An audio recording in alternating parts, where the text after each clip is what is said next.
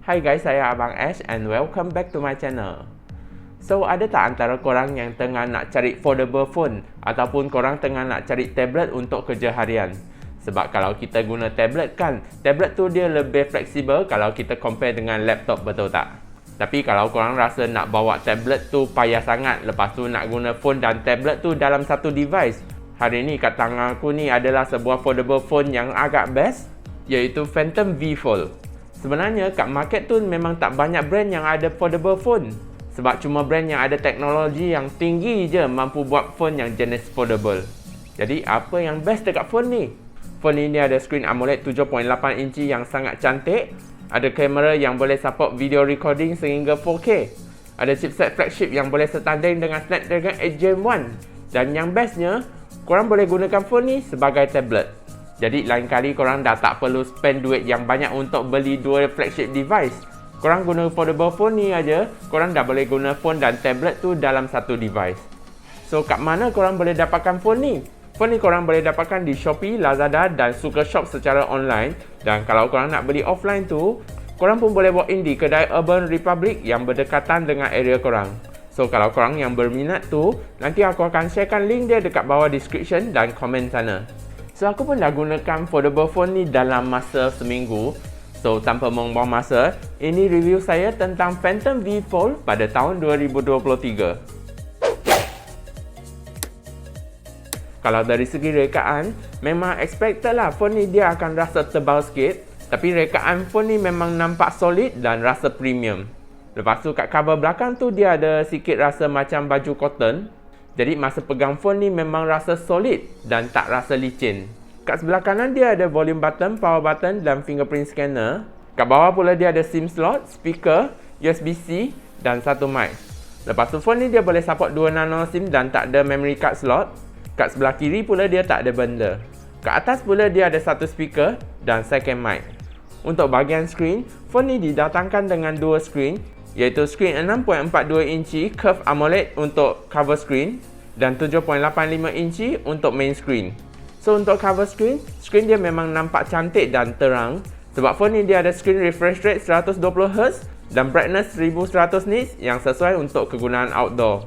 Kalau korang nak guna screen yang lebih besar, korang boleh just lipat aja, korang dah boleh guna full screen dah. Untuk daily experience, saya memang agak surprise dengan quality screen dia sebab korang almost tak akan nampak kat tengah tu dia ada garisan lipat. Jadi kalau korang nak gunakan untuk layan movie ke kerja harian tu, experience dia memang sedap dan rasa macam korang tengah guna tablet yang tak boleh lipat itu. Untuk ketahanan skrin, biasanya korang memang akan takut yang skrin dia tak boleh tahan lama kan? Jadi Phantom pun dah gunakan material aerospace grade dan mereka claim yang skrin dia boleh lipat lebih daripada 200,000 kali. Jadi kalau korang lipat skrin dia satu hari 50 kali, skrin dia pun boleh tahan lebih daripada 10 tahun. Untuk bahagian memory pula, phone ni didatangkan dengan memory 512GB dan 12GB RAM. So untuk bahagian memory, actually dia ada dua variant untuk yang Phantom V Fold ni. Tapi untuk yang Malaysia set tu, korang akan dapat 512GB. Jadi untuk kegunaan harian tu, memory dia I rasa dah cukup besar.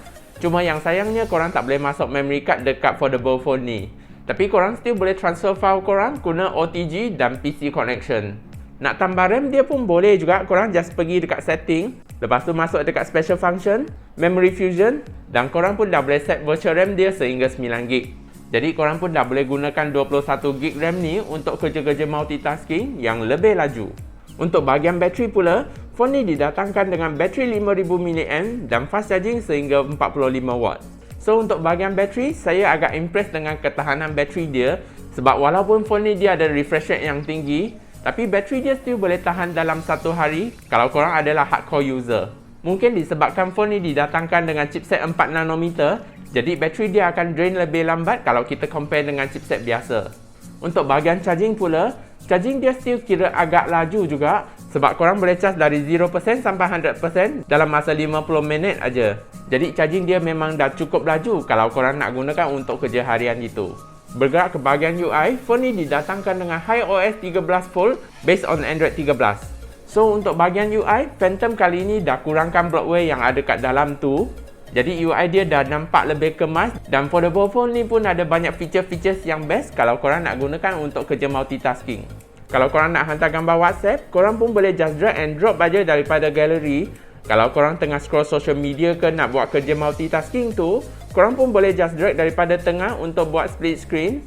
Kalau nak gunakan phone ni sebagai GPS pun sedap juga sebab phone ni dia ada driving mode. Jadi kalau korang nak pergi holiday ke cari hotel tu, korang pun boleh guna driving mode dekat screen yang lebih besar. Untuk bahagian chipset, phone ni didatangkan dengan chipset MediaTek Dimensity 9000 Plus. So untuk bahagian chipset, phone ni dia menggunakan flagship chipset.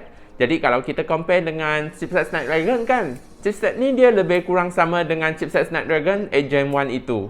Untuk performance harian, performance dia memang laju. Nak cek email ke buka apps dia pun memang laju juga. Jadi kalau korang nak gunakan untuk kerja harian tu, so far dia memang tak ada masalah. Kalau korang nak gunakan phone ni untuk gaming high graphic pun tak ada masalah juga. Untuk performance gaming pula, performance dia memang smooth. Nak main Genshin Impact ke PUBG Mobile tu memang tak ada masalah. Sebab phone ni dia ada refresh rate yang sangat tinggi dan ada dual speaker. Jadi kalau korang nak gunakan phone ni untuk main game tu, chipset ni memang tak ada masalah kalau korang nak gunakan dia untuk gaming high graphic.